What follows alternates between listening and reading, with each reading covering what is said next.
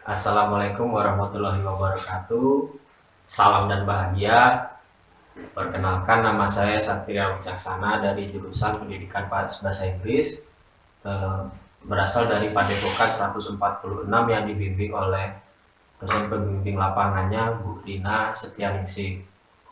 Dalam video ini saya akan mengerjakan suatu proker saya itu yang berjudul tentang pembersih edukasi, membersihkan barang-barang yang sering kita gunakan agar terhindar dari virus COVID-19. Sebenarnya sebelum kita membersihkan barang-barang, yang perlu kita perhatikan adalah memakai masker. Oke. Nah, alat-alat yang dibutuhkan itu yang pertama itu adalah disinfektan, atau disinfektan ini digunakan untuk membersihkan barang-barang yang sering kita gunakan. Dan kira-kira barang-barang yang akan dibersihkan itu seperti handphone atau kunci motor, atau barang-barang yang dalam dompet itu cara menyimpannya juga berbeda, atau yang sering dipinjam teman juga sebenarnya seperti helm juga bisa, atau gagang pintu. Nah, sebelumnya saya akan mencontohkan bagaimana membersihkan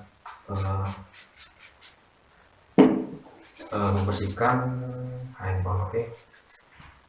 Nah, kita harus perlu tangan kita dengan pembersih ini. Selanjutnya yang dibutuhkan itu ya kain perca, atau bisa digunakan juga tisu untuk membersihkan handphone. Yang harus dilakukan pertama yaitu kain ini disemprot ke disinfektan. Oke. Setelah cukup basah, jangan terlalu basah. Nah, kita bersihkan HP ini dengan cara mengelap HP ini dengan disinfektan itu. Seharusnya sih kalau lebih aman, lebih menggunakan sarung tangan ya, dalam membersihkan handphone, kunci motor, gagang pintu, dan sebagainya.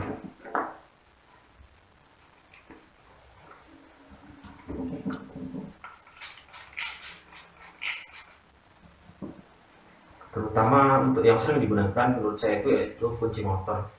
Karena kalau motor itu juga ya yang pakai bukan hanya pemilik motor saja. Biasanya kadang motor itu dipinjam oleh teman atau gimana, dan ini sangat penting. Atau kadang kondisi yang terbatas. Dan untuk mahasiswa sendiri, hal yang paling sering dipinjam itu ketika dia pergi ke rumah temannya atau apa gitu, yang sering disentuh kadang itu adalah cas HP. Dan ini pasti sering banget orang pinjam.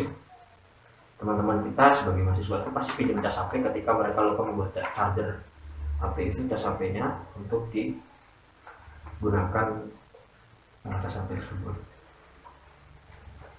Ini tadi udah agak basah ya kain percanya, dan jadi menurut saya nih ya cukup untuk dibersihkan. Setelah dibersihkan, barang-barang yang dibersihkan tadi itu lalu kita taruh di tempat yang ibaratnya aman, bisa agar barang-barang yang dibersihkan tadi itu kering.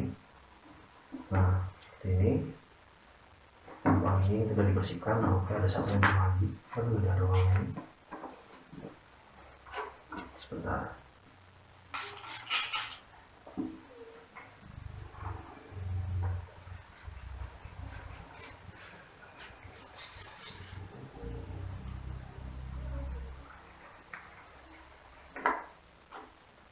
Jadi itu kalau harusnya sih ada berapa barang gitu yang digunakan agar handphone bersih. Kita tunggu sampai barang-barang yang seperti ini dibersihkan. Dan ada hal lain yang penting diperhatikan, terutama untuk mengurangi penyebaran COVID ini, adalah barang-barang seperti uang. Ketika kita menyimpan uang di dalam dompet, yang harus kita lakukan yaitu adalah pertama sediakan plastik ya. Ya kalau menurut kita kan ini terlalu besar ya saya juga. Dan lebih baiknya itu uang yang kita pakai itu seperti ini. Uang ini itu dimasukkan ke dalam plastik agar penyebaran virus corona itu berkurang. Jadi ketika kita tahu dompet itu sering kita pegang dan uang sering kita pegang. Jadi setiap uang yang kita ambil dari ATM dari manapun itu lebih baik dimasukkan ke dalam plastik.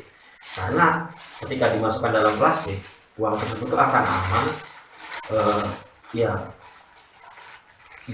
tidak menyebabkan virus ini menyebar gitu lah. Setelah disimpan di tempat seperti ini, kita tahu memang agak ribet, tetapi lebih baik dilakukan agar mengurangi penyebaran virus corona.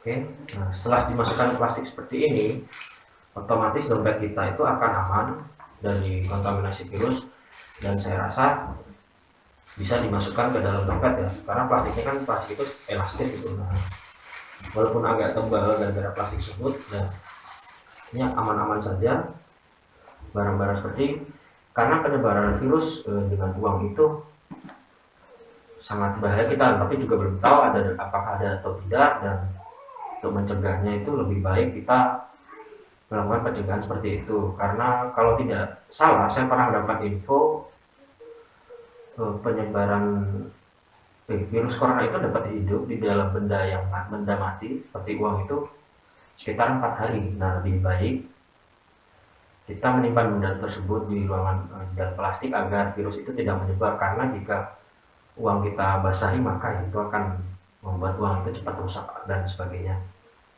Selanjutnya ada hal penting lainnya seperti kartu ya. Kita kadang butuh kartu ATM, apalah KTP, SIM.